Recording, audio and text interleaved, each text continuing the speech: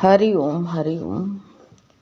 ये दादा भगवान के कुछ ध्यान करने का अपने ऊपर उतारा बताया। कुछ ध्यान करना ही ध्यान है, यानी मन से उठने वाले किसी भी विचार से नहीं मिलना। दादा भगवान कह रहे हैं। दादा भगवान ने कहा कि कृष्ण मूर्ति ने इसी का व्याख्यान किया है। दादा भगवान कह रहे हैं कृष्ण मूर्ति ने इसी का व्याख्यान किया है कि किसी रूप में मत मिलो। आज तक हमने संसार में पति से, पत्नी से, रुपया से, पैसे से या बच्चों से, मान शोहरत से प्रेम किया। इस संसारी प्रेम में कभी भी हमें तृप्ति का, भरपूरता का एहसास नहीं हुआ। कहीं ना कहीं एक खालीपन का एहसास ही हमेशा हुआ। इसीलिए श्रीमद् गीता में भगवान श्री कृष्ण ने कहा है कि नियंत्रण मन हमारा सबसे अच्छा मित्र है, अनियंत्रण मन हमारा सबसे बड़ा दुश्मन है। जब नियंत्रण में मन नहीं होता है तो सबसे बड़ा दुश्मन यही है मेरा। भगवान श्री कृष्ण ने स्वयं गीता में इस मन को अस्थिर, अशांत, शिथिलता, अशिथिल और बहुत जिद्दी, हठी बताया है। अर्जुन से कहा है कि ये जिद्दी है, बहुत ही कहा है। अर्जुन ने भी पूछा। इसीलिए स्वयं स्वामी विवेकानंद ने अस्थिर मन की तुलना उस बंदर से की है कि जिसे इच्छा रूपी शराब पिला दी गई हो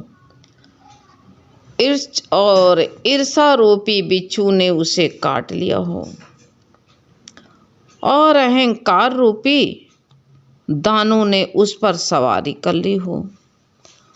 अशांत मन उस राक्षस की तरह है जो हमारी जिंदगी में नरक बना देता है, हमारी जिंदगी को नरक बना देता है। अशांत मन में एक दिन से 100, 1000 से ज़्यादा विचार आते हैं। आज यदि हम हमारे आसपास के वातावरण को देखें तो प्रत्येक व्यक्ति अशांत मन के साथ ही जी रहा है। किसको शांति है बताओ? कोई शांत मिला हो तो बता दो। सब अशांति के साथ जी रहे हैं। सबको अशांति, अशांत मन, सब जी रहे हैं अशांत वातावरण को देखा तो प्रत्येक व्यक्ति अशांत मन के साथ जी रहा है। तभी आज सबको देखो, सबको अशांत मन के कारण क्या हो रहा है देखो। High blood pressure, depression, heart attack जैसी बीमारियां चरम सीमा पर चढ़ रही हैं। ये सब अशांति ही मन के कारण तो है। सब अशांति के लिए कोई को जो है स्थिरता है नहीं। सब और आगे क्या होगा, कैसे होगा, यही सब की सारी बीमारियां हैं। तभी बीमारियां सब चरम सीमा पर चढ़ी हुई हैं। ऐसा क्यों? क्या जिंदगी इतनी सस्ती है? दादा के एक एक वचन लाखों के हैं। क्या जिंदगी इतनी सस्ती है कि हम उसे मन के चक्कर में बीमारियों की चपेट में आ जाएं? ये मन हमारा अशांत करता है, उंगली दिखा देता, हम अशांत हो जाते हैं। तभी हम बीमारियों के चपेट में आ जाते हैं। चपेट में आकर के यूं ही गंवा देते हैं अपना कीमती समय, अपनी कीमती जिंदगी गंवा देते हैं। भगवान श्री कृष्ण के मुख से निकली वाणी श्रीमद् भगवत गीता में हमें मन को नियंत्रण करने के लिए पूरा ज्ञान देती है। हैं? कितना छठे अध्याय में कितना मन के ऊपर बताया। 13वें अध्याय में तुम देख लो, मन के ही लिए, मन के ऊपर सारी वाणी चलती है। और जो है हम न समझ पाए, हमारे जो है दिमाग पर न घुसे तो हम क्या करें। पूरा ज्ञान देते हैं। इसके साथ साथ ध्यान का ज्ञान देते हैं। गीता भगवान ने कितना ज्ञान देती है, ज्ञान दिया हमको, जो कि अति आवश्यक है। इसको ठीक ठीक तरह से समझने के लिए हमें एक अनुभवी ब्रह्म, अपने मन से नहीं आएगा। मन कहे हमारा नियंत्रण में आ जाए तो हमको नहीं आ सकता है। मन हलचल जिस वक़्त उलझता है, इसको समझाना बड़ा कठिन हो जाता है। इसलिए कहा, इसको ठीक ठीक तरह से समझने के लिए हमें एक अनुभवी ब्रह्मनिष्ठ सतगुरु की सानिधि की जरूरत होती है। अब ये गुरु के वचन के साथ में हो लो तभी यही सानिध्य है। गुरु के साथ में हो लेना हमको, जो गुरु के वचन है जीवन में बसा लेना, यही सानिध्य है। एक अनुभवी जो है ब्रह्मनिष्ठ सतगुरु का सानिध्य की जरूरत होती है।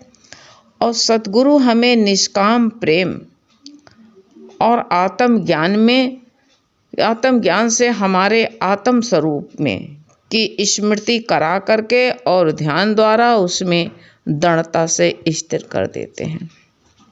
जब अनुभवी होते, ब्रह्मनिष्ठ गुरु होता है तो वो क्या करता है, सद्गुरु ही हमें निष्काम प्रेम में आत्मज्ञान से हमारे स्वरूप में की स्मृति करा करके और ध्यान द्वारा उसमें दृढ़ता से स्थिर करता है कि तुम्हारा मन ऐसे भागा भागा फिरेगा, नियंत्रण में नहीं आएगा। लेकिन वो जब ऐसे करा करके ध्यान द्वारा उसमें दृढ़ता से स्थिर करके हमारे इस मन को हमारे ही मित्र बना देता है, हमारा ही मित्र गुरु बना देता है।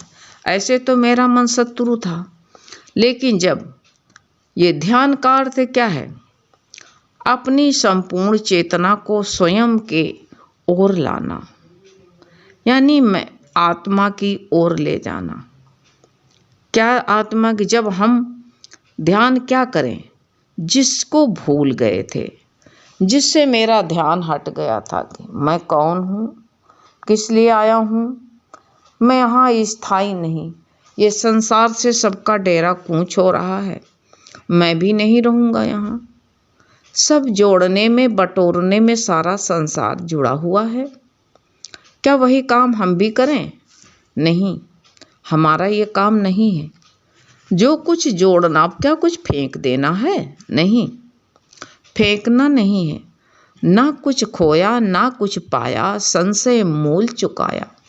जो मेरे मन में संशय है कि मैं भगवान की शरण में चला गया तो मेरा कार्य कौन करेगा, ये संशय, इसको हटा दो। जो भगवान के शरणागत हो गया उसका सारा काम तो अपने आप ही होता है। तुम खानी निमित्त। अब अपने आप का मतलब ये नहीं समझ जाना कि मैं कुछ करूं ही नहीं, कर्तव्य तो तुमको करना ही करना है। कर्तव्य से भाग नहीं सकते हो तुम, कर्तव्य तो तुमको करना ही करना है। तो वही कहा है कि ध्यान का अर्थ है अपनी संपूर्ण चेतना को, यानी जहां हम भूल गए थे वो स्वयं की ओर लाना है। बहुत दूर निकल गए थे हम, और बहुत दूर निकलने पर मुझे आना है, यानी अपनी आत्मा को ओर आना है, अपनी वृत्तियों को आत्मा की ओर ले जाना है।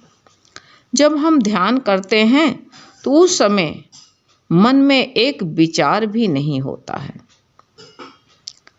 इसी को कहते हैं जब विचार से खाली हुए तो हमको सब कुछ प्राप्त हो गया। हमें विचार से खाली होना है। कुछ ध्यान करने की ध्यान है, यानी हम मन में उठने वाले किसी भी विचार से ना मिले, किसी भी विचार से ना मिले, यही दादा भगवान का कहना है। तभी तो दादा ने कह दिया है कि सबके साथ हम रहें, लेकिन मुझे जो है हमेशा खालीपन का एहसास हुआ।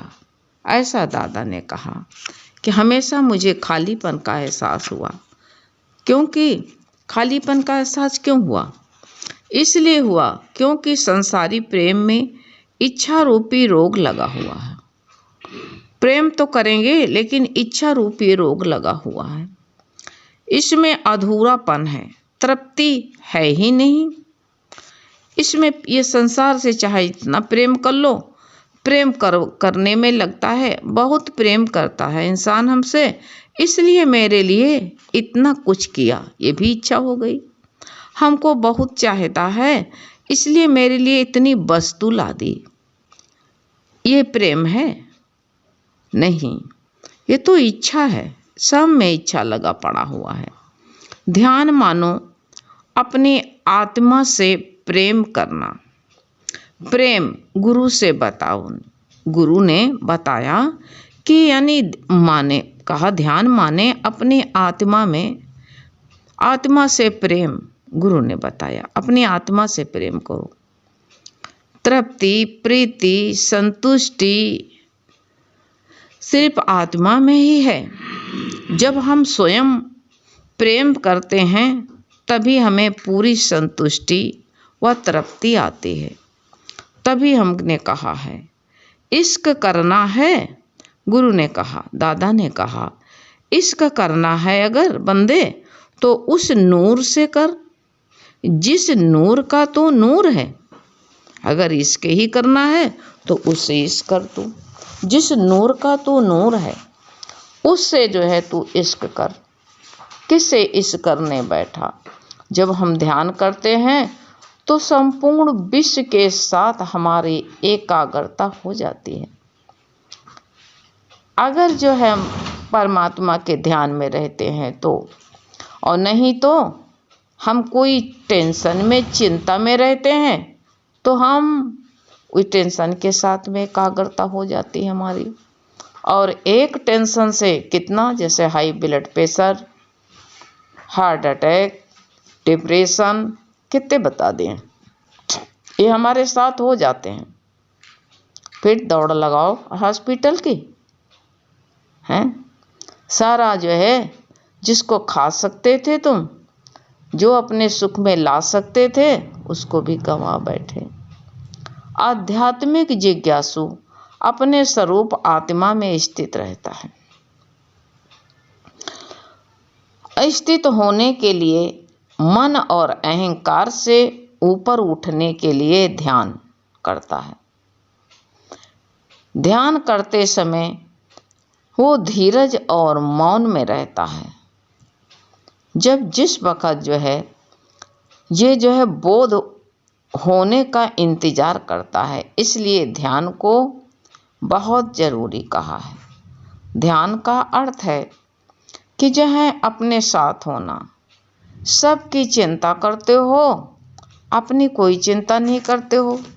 अगर कल चल बसे तो सबके ध्यान में फिर लौट आओगे। यही करना है तुमको स्वयं अपने लिए कि मैं काहे लिए आया था ये संसार में, मेरा काम पूरा हो गया क्या? गुरु ने यही बताया। जैसे बताया ध्यान का अर्थ है स्वयं की ओर ध्यान। तो समझते हो कि स्वयं का क्या अर्थ है? स्वयं का अर्थ क्या है बताओ? हमारा आत्म स्वरूप ही स्वयं है। कितना बढ़िया दादा ने बता दिया, मेरा आत्म स्वरूप ही स्वयं है। गुरु भगवान बताते हैं कि तुम ये शरीर नहीं हो, इंद्रियां नहीं हो, मन नहीं हो, बुद्धि नहीं हो, अहंकार नहीं हो। अब जो शेष रह गया तो तुम स्वयं हो। तुम जो कुछ नहीं हो, शेष क्या बचा? तुम खाली स्वयं, स्वयं बचे और कुछ नहीं बचा। तो स्वयं के साथ हो जाओ। स्वयं की ओर ध्यान करने के लिए आपको अपनी वृत्ति सब ओर से मोड़नी होगी। महामौन का सर्वथा, गुरु कहते हैं सर्वसंग, यानी जो हमारे अंदर जो है सारे कितने विचार रूपी, ख्याल रूपी रिश्तेदार हैं ना, उन्हीं का त्याग है। तुम तो त्याग कपड़े का करते हो, तुम तो नमक का करते हो, तुम तो वह खाने पीने का मौन करते हो या जबान का मौन करते हो। ये नहीं, हमें स्वयं का अनुभव करना है कि इस वक्त हम कहाँ हैं। महामौन माने जहाँ इंद्रियां, मन, बुद्धि मौन हो जाए, अपने आप शांत हो जाए, तभी सर्व का त्याग माना। मानो शरीर, इंद्रियां, मन, बुद्धि सहित अहंकार जो बाधा डालता था, वो बाधा जो है झूठ सहित, वो झूठ साबित कर देना कि ये सच में असत्य के साथ में था। मेरे मन, मेरे बुद्धि, मेरा अहंकार सब परिवर्तनशील समझ करके, ये जान करके इसका संग ना करना, इसका संग ना करना, मानो उसके साथ माने हुए तादाम का त्याग करना। जो हमारा तादाम था, इसके साथ हम मिले हुए थे, उसी का त्याग। अब तुम्हारे विचार, तुम गलत रास्ता पकड़ लेते हो, विचार काहे का करने लगते हो। ये नहीं करना है कि हम उसका विचार करने बैठे, नहीं, विचार का ही त्याग करना है। नहीं, विचार का नहीं, विचार ही मन में लाना है, बस यही सर्व ध्यान है। सबसे ऊंचा दादा का वचन है। हरिओम।